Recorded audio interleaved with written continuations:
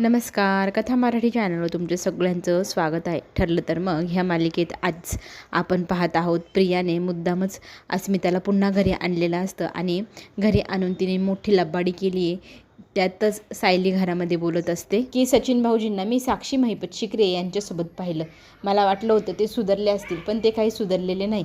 आणि त्यातली त्यात साक्षी ही जिवंत आहे हे सत्यही ती सगळ्यांना सांगते. सगळेजण शॉक होतात. पण आता इथे पुन्हा एकदा अश्विन म्हणतो, कशावरून? तिथं पोलीस स्टेशनमध्ये असतानाच मेली आहे, मग जिवंत असू शकते असं कसं म्हणतेस तू? तर ती म्हणते, याच्या अगोदरही मी यांना म्हणाले होते, तर यांनी माझ्यावर विश्वास ठेवला नाही. त्याच्यासाठीच तर मी आता पुराव्यासकट बोलत आहे. तिने जो फोटो काढलेला असतो ना सचिन आणि साक्षीचा, तो सगळ्यांना दाखवलेला असतो. सगळेजण त्या फोटोला पाहून एकदम शॉकमध्ये जातात की असं कसं शक्य आहे. पण ती म्हणते हे खरं आहे. आणि त्याच वेळेला प्रिया बाहेर उभी असते अस्मितासोबत. लगेचच मोठ्याने ती बोलू लागते, बघ ना, सचिनचं अफेअर आहे हे तर माहिती होतं, पण ते साक्षी महिपत शिकरे बरोबर, साक्षी जिवंत आहे, तीही आता गर्लफ्रेंड आहे सचिनची. अरे बापरे, असं ओव्हर ॲक्टिंग करून ती अस्मिताला घाबरवण्याचा प्रयत्न करू लागते आणि जोरजोराने बोलू लागते की असं कसं होऊ शकतं.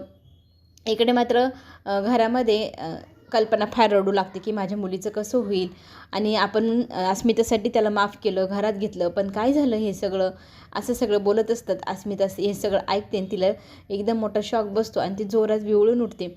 आई गं, असे हाक ऐकायला येते. घरामध्ये सगळेजण बोलत असतात की आपण सचिनला माफ नाही करायचं. इथे अश्विन तर म्हणतो, मी आत्ता नाही का सायली तुला सांगतो, मी फक्त तू म्हणाली म्हणून त्याच्याशी गोड वागत होतो, बोलत होतो, पण आत्ता मला असं वाटतं त्याला इथे आणावं आणि त्याचा जीवच घ्यावा की काय. असं वाटतं एक चापट मारल्याने सुद्धा मन समाधान होणार नाही, असा मनस्ताप इथे या मुलामुळे झालेला आहे. आणि इथे सगळेजण त्याच्या विरोधात बोलू लागतात. ते सगळं बोलणं इथे आपल्या अस्मिताच्या कानावर पडत असतं. अस्मिताला फार वाईट वाटत असतं की माझा नवरा चीटिंग करतोय, तेही अशा पद्धतीने, आणि तेही गर्लफ्रेंड कोणती असावी, तीही साक्षी. फोटो सकट इथे सायली दाखवत असते, ती लांबून बघत असते. ते सगळं पाहिल्यानंतर इथे ती जोरात पोट दुखल्यामुळे जोरात ओरडू लागते, आई गं आई गं. सगळेजण मग तिच्याकडे धाव घेतात. इकडे प्रतिमा घरी बसलेली असते. तिला ना ते गोष्टी आठवते की सायली मला म्हणाली होती की मी तुम्हाला फोन करेल, मग आपण तन्वीसोबत वेळ घालवायचा कधी ते सगळं काही ठरवूया.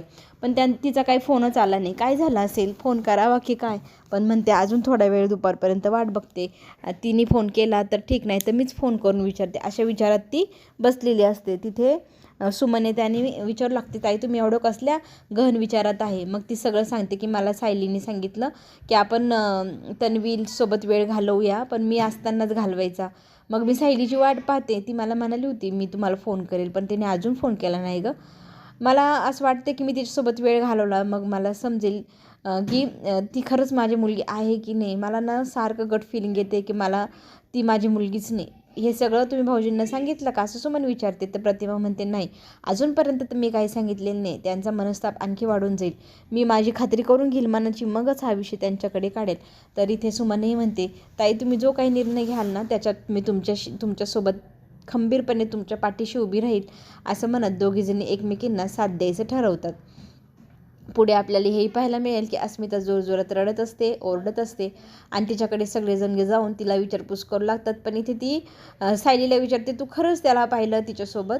असं म्हटल्यानंतर ती बेशुद्ध पडते. तिला सगळेजण उठवण्याचा प्रयत्न करतात, पण ती काही केल्या उठेन अशी होती. लगेचच ती ॲम्ब्युलन्सला अश्विन फोन करतो. मग तिला हॉस्पिटलमध्ये ॲडमिट करावं लागेल असं त्याच्या लक्षात येतं. सगळी धावपळ चालू होते. कोण पाणी आणतं, कोण काय करतं अस्मिताला उठवण्यासाठी. पण अस्मिता बेशुद्ध अवस्थेमध्ये गेलेली असते. सगळ्यांना आता टेन्शन अस्मिताचंच आलेलं असतं.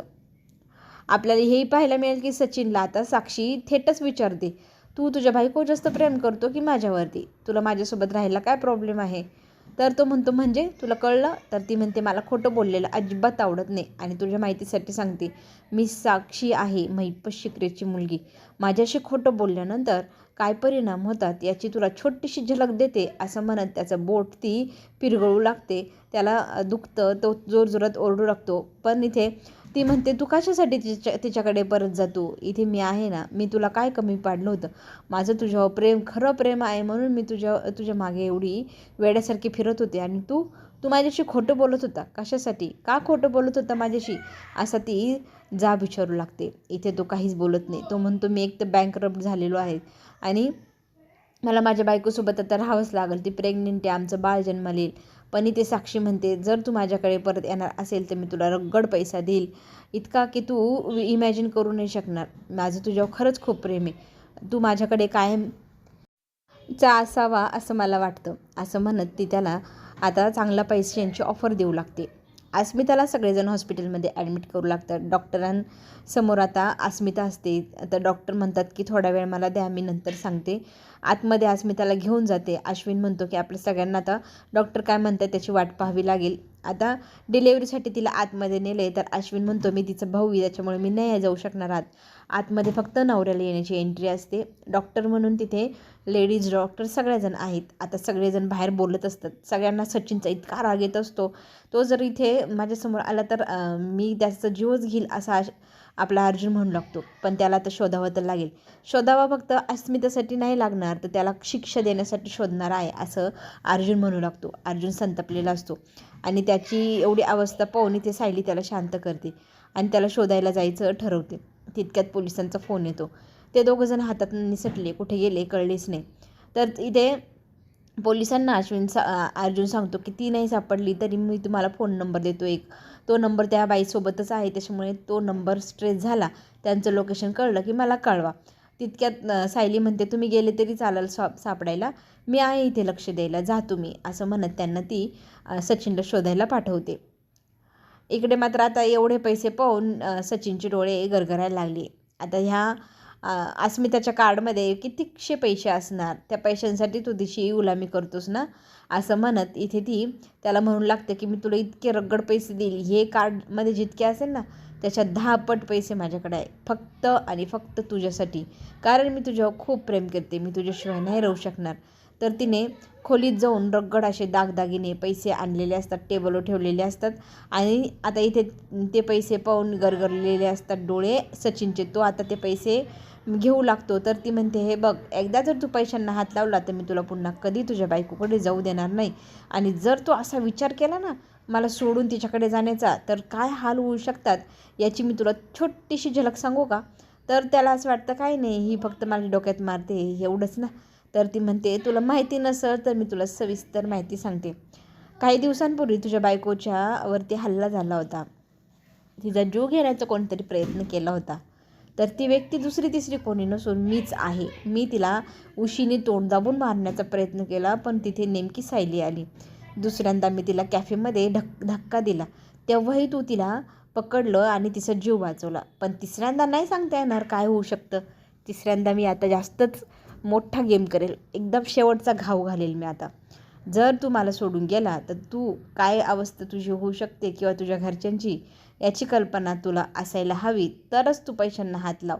आता इथे सचिनने सरेंडर केलं आहे साक्षीसमोर पैशांसाठी. तो तिच्यासोबत कायम राहायला तयार आहे, तो कधीच अस्मिताकडे परत जाणार नाही असे वचनं देऊ लागला आहे. तितक्यात हे घर कोणाचं तो विचारू लागतो. तर ती म्हणते हे घर माझ्या बाबांचं आहे. आता सील पॅक घरामध्ये कोणीतरी असावं असा पोलिसांचा अंदाज. ते तिथे पोचलेले असतात. साक्षीला चाहूल लागते की कोणतरी आलं आहे. ती सचिनला म्हणते आरडाओरडा करू नको, कोणीतरी बाहेर आले. तर ती खिडकीतनं बाहेर डोकावून पाहू लागते तर बंगल्याच्या चारही बाजूंनी पोलीस उभे आहे. आपल्याला इथनं घराबाहेर पडता येणार नाही. मग काय करावं. तर ती म्हणते आपल्याला पटकन लपून बसावं लागेल, आपल्याला इथून बाहेर पडता नाही येणार. मग तो म्हणतो मला पोलिसांच्या चक्करमध्ये झंझटमध्ये पडायचं नाही. तर ती त्याला म्हणते पैसे दिले मी तुला, आता मी तुला जसं सांगेल ना तसंच करावं लागेल, आवाज बंद, माझ्यासोबत चल असं म्हणत ती त्याला खोलीमध्ये धावपळ करत घेऊन जाते. इकडे पोलिसांनी दरवाजाचं कुलूप उघडलेलं असतं, घराच्या आत शिरलेले असतात. बाहेर पाहिल्यानंतर कोणीही त्यांना दिसत नाही. आता हे दोघेही लबाड लांडगे जाऊन बसले कपाटाच्या आतमध्ये आणि कपाटाचा दरवाजा बंद करून घेतला. इकडे आपल्याला हे पाहायला मिळेल की अर्जुन आणि चैतन्य शोधत फिरताय त्या सचिनचं लोकेशन लास्ट जे होतं तिथेही जाऊन पोचले. आता इथून पुढे कुठे गेला असावा असा अंदाज ते लावत असतात. तर इथे बहुतेक साक्षी तिच्या घरामध्ये येत जात होती. तर चैतन्य म्हणतो तिकडे जाऊ शकते का. पोलीस म्हणतात की आम्ही तिकडे जाऊन पाहून आलो, तिकडे कोणीही नाही, घर रिकामा आहे. आता घर रिकामे म्हटल्यावर अर्जुनने तोही विचार सोडून दिला. इकडे मात्र सगळेजण टेन्शनमध्ये असतात. तेही अस्मिताची नॉर्मल डिलेवरी शक्य होऊ शकते का. तर सायली म्हणते जे काही होईल ते होईल, फक्त आपल्या अस्मिता याने बाळ सुखरूप असायला हवं. हे सगळं त्या सचिनमुळे झालं आहे असं कल्पना म्हणून त्याला दोष लावू लागते. आणि कशा माणसाच्या आपण याच्यात झंझटमध्ये पडलो आहे. तो माझ्या मुलीवर कधीच तो प्रेम करत नव्हता, पण नाटकं का करत होता, ह्या सगळ्या गोष्टींच्या उत्तर आता कोण देणार. इथे आपल्याला प्रिया मात्र एकदम निवांत दिसेल. प्रिया एकदम खुश आहे. प्रिया मनातली मनात विचार करू लागलेली आहे की आता तिकडे अस्मिता मरल, मग ती मेले की सगळेजण तिच्या दुःखात बुडलेले असतील, मग माझ्या ह्या पराक्रमाकडे कोणीही लक्ष देणार नाही. मी एकदम निवांत असायला हवं आता आणि मस्त आपली लाईफ एन्जॉय करायची. अर्जुन सायलीचंही लक्ष त्याच गोष्टीत अडकलेलं राहील. मग ते काही त्या प्रियाचं तन्वीचं सत्य शोधण्याच्या मागं लागणार नाही. इतक्यात ना डॉक्टर बाहेर येतात आणि सांगतात की बाळाची आणि बाळाच्या आईची तब्येत फारच क्रिटिकल आहे. ते ऐकल्यानंतर सगळ्यांना खूप भीती वाटते आणि एवढ्या नाजूक परिस्थितीत डिलेवरी हे करणं थोडंसं रिस्की आहे असंही डॉक्टर म्हणत असतात. तर मनाची तयारी सगळ्यांनी करायला हवी की परिस्थिती नाजूक आहे. हे ऐकल्यानंतर इथे सगळेजण शॉक होतात. खरं तर आई आणि वडील म्हणून कल्पना आणि प्रताप खचले जातात. प्रताप ना आपल्या मुलाला म्हणजे अर्जुनला फोन करतात, तर ते म्हणू लागतात की अर्जुन तू ना इथे आत्ताच्या निघून ये, मला ना फार भीती वाटते. अस्मिताचं बाप म्हणून मला एकदम आज खचल्यावानी वाटते, मला तुझा आधार हवा आहे रे. असं म्हटल्यानंतर तो लगेचच म्हणतो की बाबा मी आलोच लगेच. आता मैपतच्या घरी जायचं त्याने विचार कॅन्सल केला आणि सगळ्यात पहिले अस्मिताई म्हणून तो सगळ्यात पहिले हॉस्पिटलमध्ये जातो. इकडे डिलेवरी सुरू झालेली असते, कळा येत असतात, प्रयत्न चालू आहे. सगळ्या पद्धतीने प्रयत्न चालू असतात अस्मिताची नॉर्मल डिलेवरी व्हावी यासाठी. डॉक्टरांना प्रतिसाद देऊ लागलेली असते अस्मिता. बघता बघता कळा येत असतात. सगळेजण ते बाहेर टेन्शनमध्ये असतात. आरडाओरडा ऐकायला येत असतो आणि अर्जुन येऊन सगळ्यांना सांगतो की आपल्या अस्मितेला काही होणार नाही, बाळही छान असेल बघा. तरी ते सायली म्हणू लागते की मी जर हे सगळं सत्य घरी येऊन सांगितलं नसतं तर असं काही घडलंच नसतं, माझ्यामुळेच हे सगळं झालं. तर ती स्वतःला दोष लावू लागते. तर अर्जुन म्हणतो की स्वतःवर दोष घेऊ नको, तू आता रडणं बंद कर, तू खंबीर राहिलीस तर माझ्या घरचेही खंबीर राहतील, तू जर रडली तर सगळेजण खचून जातील. डॉक्टर इकडे प्रयत्न करू लागलेले असतात आणि त्यांच्या प्रयत्नांना चांगलाच साथ आता अस्मिता देऊ लागलेली असते. सगळेजण बाहेर आनंदी विचार मनात आणण्याचा प्रयत्न करत आहेत. सगळे टेन्शनमध्ये असतात, पण त्याच वेळेला बाळाच्या रडण्याचा आवाज येतो. सगळेजण मग इतके खुश होतात, बाळ जन्माला आलं, ही गोष्ट सगळ्यांच्या लक्षात येते. बाहेर येऊन डॉक्टर सगळ्यांना सांगतात की अभिनंदन, मुलगा झाला आहे, अस्मिताची तब्येत पण एकदम ठणठणीत आहे, थोड्याच वेळात तुम्ही त्यांना भेटू शकतात. अशी बातमी ऐकल्यानंतर सगळ्यांनी एकदम मोठा असा श्वास टाकला. वाईटातून चांगलं व्हावं ना, तसं हे सगळं चांगलं घडलेलं आहे. प्रियाने तर ठरवलं होतं की हे सगळं घडवून आणायचं आणि त्याच्यानंतर ज्या टेन्शनमधनं अस्मिताचा जीव जाईल त्याच्यानंतर सगळं घरातलं वातावरणच बिघडून जाईल. पण देवाने वेगळंच काहीतरी मान्य केले. देवाने इथे आनंद पाठवला आहे. एवढ्या सगळ्या संकटात चांगली गोष्ट घडली. पण इथे सायली अर्जुन मात्र सगळ्या गोष्टींची जुळवाजुळव करतात. त्यांच्या लक्षात येतं की प्रियाने हे सगळं जाणून बुजून मुद्दाम केलं आहे, म्हणजे प्रियाला साक्षी जिवंत आहे हेही माहिती होतं. अस्मिताच्या डोळ्यासमोरही तिने तेच आणलं, मलाही तिने तिथे पाठवलं. हे सगळं जुळवाजुळव प्रियाने स्वतःची झाकाझाक करण्यासाठी केलं आहे. आता तिचा घडा भरला, 100 गुन्हे तिचे भरलेले आहे असं म्हणत आता ते दोघंजणं तिला चांगली शिक्षा द्यायचं ठरवतात. पण हॉस्पिटलमध्ये झाली एक गोष्ट. इथे ना प्रियाला तिचा जुना बॉयफ्रेंड सँडी भेटला. सँडीला पाहून प्रियाने पळ काढली. हे अर्जुन सायलीच्या लक्षात आलं. त्याला भरपूर अशा गोष्टी माहिती आहे ज्या कोणालाही माहीत नाही. त्याच्याशी आता गोड बोलून ते गूढ आपण काढून घ्यायचं असं अर्जुन सायलीने ठरवलेलं आहे. चला तर मग पुढे जो ट्विस्ट येणार ते पाहण्यासाठी चॅनलला लाईक करा, सबस्क्राईब करायला विसरू नका. आपण पुन्हा भेटूया नवीन व्हिडिओसोबत. तोपर्यंत धन्यवाद.